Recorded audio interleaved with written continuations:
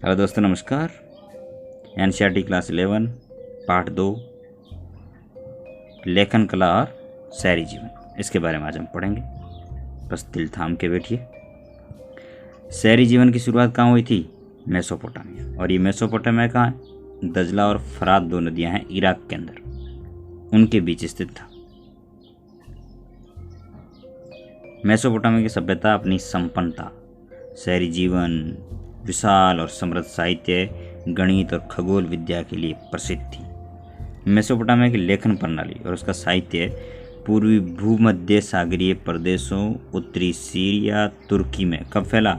2000 ईस्वी पूर्व के बाद फैला, जिसके फलस्वरूप उस समस्त क्षेत्र के राज्यों के बीच में आपस में, यहाँ तक कि मिस्र के फराव किसको बोलते हैं? मिस्र के राजाओं को बोलते हैं, के साथ भी मेसोपोटामिया की भाषा और लिपि में लिखा पढ़ी होने लगी। यहाँ शहरी जीवन और लेखनों के बीच संबंधों की खोज करने का हम प्रयास करेंगे। फिर भी ये जानना चाहेंगे कि लेखन की सतत परंपरा से क्या क्या फल प्रतिफल प्राप्त हुए। इन सब के बारे में हम इस पाठ के अंदर अध्ययन करेंगे। अगर इतिहास की बात करें तो प्रारंभिक काल में इस प्रदेश को मुख्यतः इसके शहरी दक्षिणी भाग को सुमेर और अक्कद कहा जाता था। 2000 ईस्वी पूर्व के बाद जब बेबीलोन एक महत्वपूर्ण शहर बन गया तो तब दक्षिणी क्षेत्र को बेबीलोनिया कहा जाने लगा। लगभग 1100 ईस्वी पूर्व से जब असीरियाओं ने उत्तर में अपना राज्य स्थापित कर लिया, तब उस क्षेत्र को असीरिया कहा जाने लगा। उस प्रदेश की प्रथम ज्ञात भाषा थी सुमेरियन, या उसको सुमेरी भी कह सकते हैं।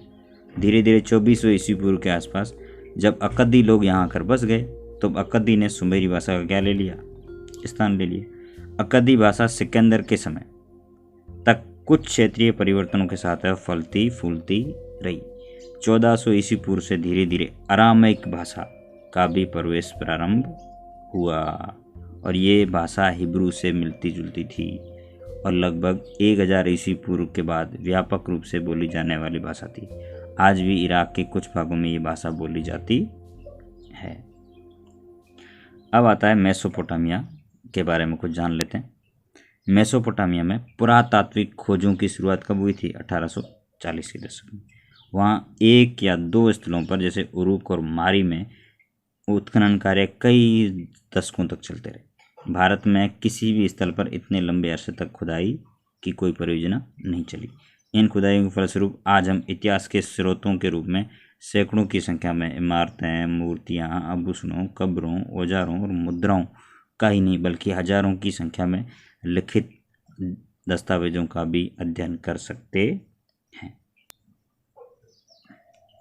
यूरोप वासियों के लिए मेसोपोटामिया इसलिए महत्वपूर्ण था क्योंकि बाइबल के प्रथम भाग, इसका उल्लेख कई संदर्भ में किया जाता है। उदाहरण के लिए ओल्ड टेस्टामेंट की बुक है, बुक ऑफ जेनेसिस में सिमार का उल्लेख है, जिसका तात्पर्य है सुमेर ईंटों से बने शहरों की भूमि से।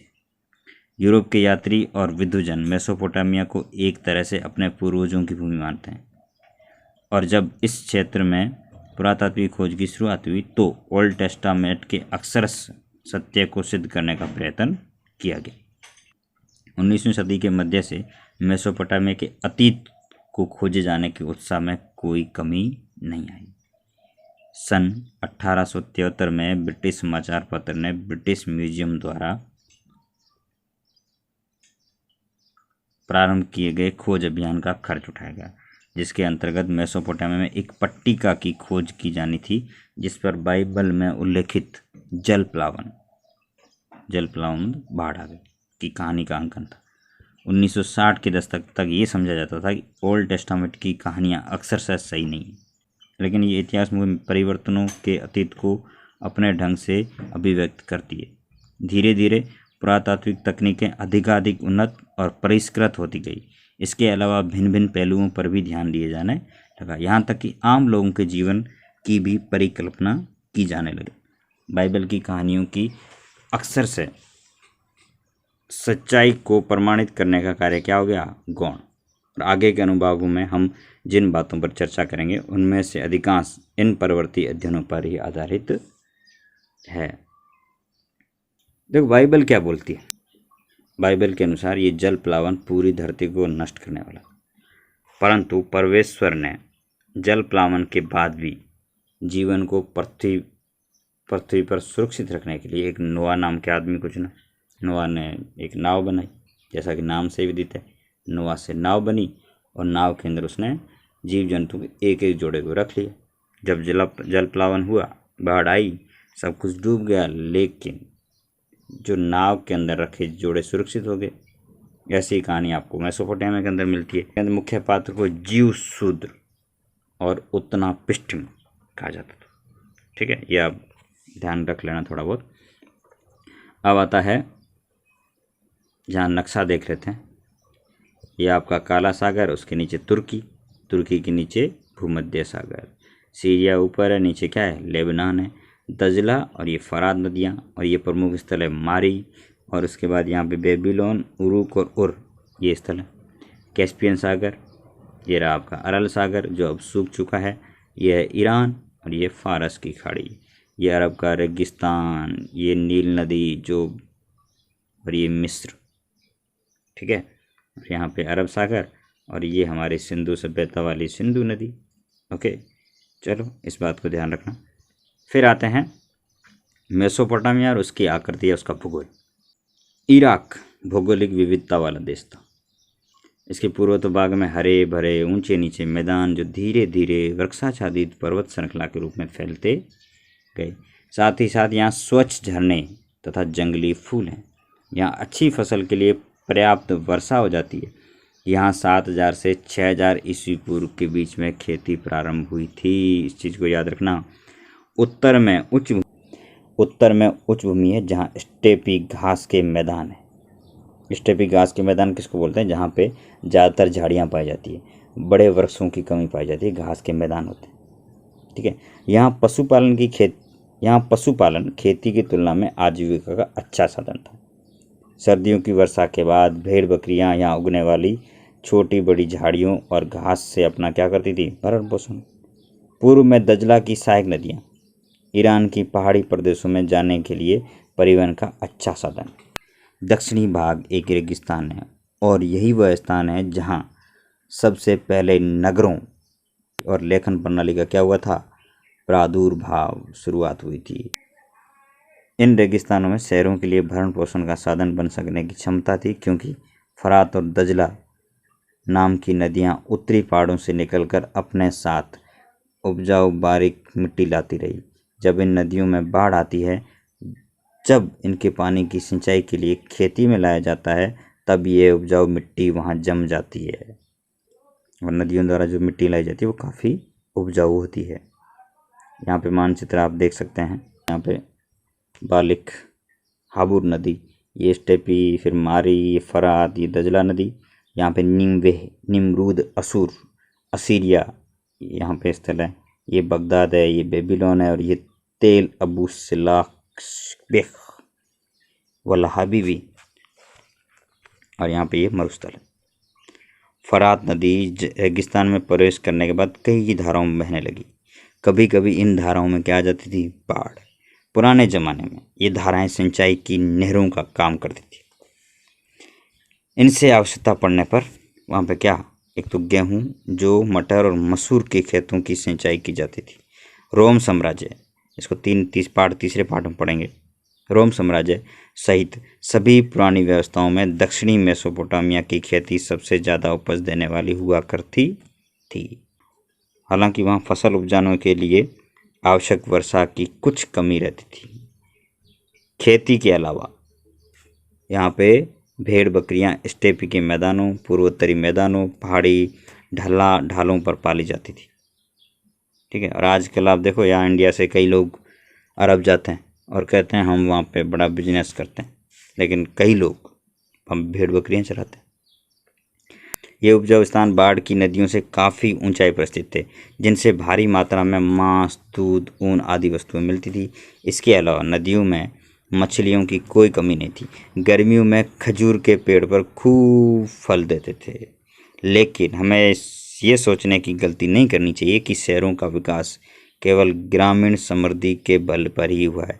इस विकास के अन्य कारकों के विषय में हम धीरे धीरे बारी बारी से चर्चा करेंगे, लेकिन पहले हमें शहरी जीवन के बारे में स्पष्ट जानकारी लेनी होगी। समझे? चलो चलते हैं आगे। अब आता है शहरी जीवन का महत्व क्या है। शहर और नगर बड़ी संख्या में लोगों के रहने के ही स्थान नहीं होते थे। जब किसी अर्थव्यवस्था में खाद्य उत्पादन के अतिरिक्त अन्य गतिविधियां विकसित होने लगती है, तब किसी एक स्थान पर जनसंख्या का घनत्व क्या होने लगता है, बढ़ने लगता है। इसके फलस्वरूप कस्बे बसने लगते हैं। ऐसी परिस्थिति में लोगों का कस्बों में इकट्ठे रहना और उनके लिए फ़ायदेमंद सिद्ध होता है। विशेषतः इसलिए क्योंकि शहरी अर्थव्यवस्थाओं में खाद्य उत्पादन के अलावा यहाँ पे व्यापार, उत्पादन और तरह तरह की सेवाओं की भी महत्वपूर्ण भूमिका होती है। नगर के लोग आत्मनिर्भर नहीं रहते, मगर उन्हें नगर या गांव के अन्य लोगों द्वारा उत्पन्न वस्तुओं या दी जाने वाली सेवाओं के लिए उन पर क्या रहना पड़ता है, आश्रित रहना पड़ता है। उनमें आपस में बराबर लेन देन होता रहता है। शहर कभी आत्मनिर्भर नहीं होते हैं, बल्कि वो गांव और शहर दोनों मिलकर अपना गुजारा करते हैं। उनमें आपस में बराबर लेन देन होता रहता है। उदाहरण के लिए, एक पत्थर की मुद्रा बनाने वाले को पत्थर उकेरने के लिए कांसे के औजारों की जरूरत पड़ेगी। वह स्वयं ऐसे औजार नहीं बना सकता। वह भी ये नहीं जानता कि मुद्राओं के लिए आवश्यक रंगीन पत्थर कहाँ से प्राप्त करे। उसकी विशेषज्ञता तो सिर्फ नक्काशी यानी पत्थर उकेरने तक ही सीमित है। वह व्यापार करना भी नहीं जानता। कांसे के औजार बनाने वाला भी धातु, तांबा, रांगा लाने के लिए खुद बाहर नहीं जाता। साथ ही उसे ईंधन के लिए हरदम लकड़ी के कोयले की जरूरत रहती है। इस प्रकार श्रम विभाजन शहर की क्या रहती है, विशेषता रहती है। इस बात को अंडरलाइन कर लेना। इसके अलावा शहरी अर्थव्यवस्था में एक सामाजिक संगठन होना भी जरूरी है। शहरी विनिर्माताओं के लिए ईंधन, धातु, विभिन्न प्रकार के पत्थर, लकड़ी आदि जरूरी चीज़ें भिन्न भिन्न जगहों से आती है, जिनके लिए संगठित व्यापार और भंडारण की भी आवश्यकता होती है। शहरों में अनाज तथा अन्य पदार्थ गांवों से आते हैं। उनके समग्र वितरण के लिए व्यवस्था करनी होती है। इसके अलावा और भी अनेक प्रकार के क्रियाकलापों में तालमेल बिठाना पड़ता है। मुद्रा काटने वालों को केवल पत्थर ही नहीं, उन्हें तराशने के लिए औजार और बर्तन भी चाहिए। जाहिर है कि ऐसी प्रणाली में कुछ लोग आदेश देते हैं और दूसरे इसका क्या करते हैं, पालन करते हैं। इसके अलावा शहरी अर्थव्यवस्था को अपना हिसाब किताब लिखित रूप में रखना होता है। समझे? वार का शीर्ष 3000 ईस्वी पूर्व उरुक नगर में एक स्त्री का एक सिर एक सफ़ेद संगमरमर को तराश कर बनाया गया था। इसकी आंखें और भौं में क्रमशः नीले लाजवर्द तथा सफ़ेद सीपी और काले डामर की जड़ाई की गई होगी। सिर के ऊपर एक खांचा बना हुआ है जो शायद गहना पहनने के लिए बनाया गया था। ये मूर्तिकला का एक विश्व प्रसिद्ध नमूना है। इसके मुख, ठोड़ी और गालों की सुकोमल सुंदरता बनावट के लिए इसकी प्रशंसा की जाती है। ये एक ऐसे कठोर पत्थर से तराशा गया है जिसे काफ़ी अधिक दूरी से लाना पड़ा होगा।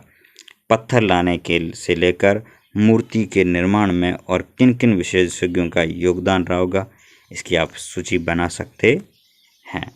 काफ़ी अच्छा चित्र है।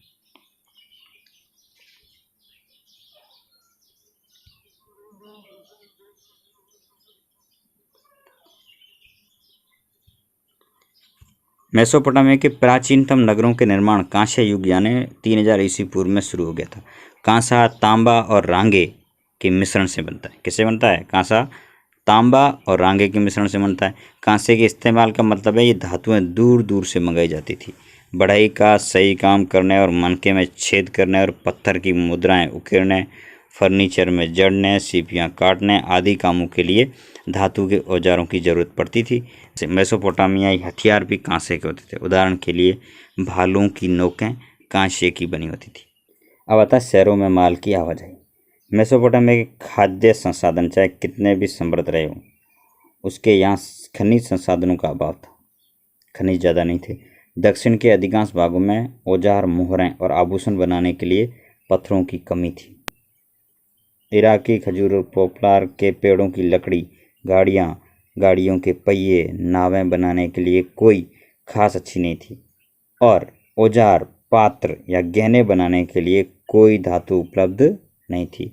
इसलिए हमारे विचार से प्राचीन काल के मेसोपोटामियाई लोग संभवतः लकड़ी, तांबा, रांगा, चांदी, सोना, शिपी, विभिन्न प्रकार के पत्थरों को तुर्की और ईरान, खाड़ी के पार देशों से मंगाते थे। इस बात को अंडरलाइन कर लेना, जिसके लिए वे अपना कपड़ा और कृषि जन्य उत्पाद काफ़ी मात्रा में उन्हें निर्यात करते थे। इन देशों के पास खनिज संसाधनों की कोई कमी नहीं थी, मगर वहाँ खेती करने की गुंजाइश बहुत कम थी। इन वस्तुओं का नियमित रूप से आदान प्रदान तभी संभव होता जबकि इसके लिए कोई सांगठनिक व्यवस्था हो जो विदेशी अभियानों और विनिमयों को निर्देशित करने में क्या हो, सक्षम हो। दक्षिणी मेसोपोटामिया के लोगों ने ऐसे संगठन स्थापित करने की शुरुआत की। शिल्प, व्यापार, सेवाओं के अलावा कुशल परिवहन व्यवस्था भी शहरी विकास के लिए अत्यंत महत्वपूर्ण होती है। भारवाही पशुओं की पीठ पर रखकर बैलगाड़ियों में डालकर शहरों में अनाज, काठ, कोयला लाना ले जाना बहुत कठिन होता है, क्योंकि उसमें बहुत ज़्यादा समय लगता है और पशुओं के चारे आदि पर भी काफ़ी खर्च आता है। शहरी व्यवस्था उसका बोझ उठाने के लिए सक्षम नहीं होती, इसलिए परिवहन का सबसे सस्ता तरीका सर्वत्र जल मार्ग ही होता है। अनाज के बोरों से लदी हुई नावें बजरे, नदी की धारा और हवा के वेग से चलते हैं, जिसमें कोई खर्च नहीं लगता। जबकि जानवरों से माल की ढुलाई की जाए तो उन्हें चारा खिलाना पड़ता है। पुराने मेसोपोटामिया की नहरें और प्राकृतिक जल धाराएं छोटी बड़ी बस्तियों के बीच माल परिवहन का अच्छा मार्ग थी। और आगे इसी अध्याय में मारी नगर का जो विवरण दिया गया है उससे पढ़ने से ये स्पष्ट हो जाएगा कि फरात नदी है वो उन दिनों व्यापार के लिए क्या थी, विश्व मार्ग के रूप में कितनी महत्वपूर्ण थी। ओके, आगे है वो लेखन कला, वो हम अगले वीडियो में देखेंगे।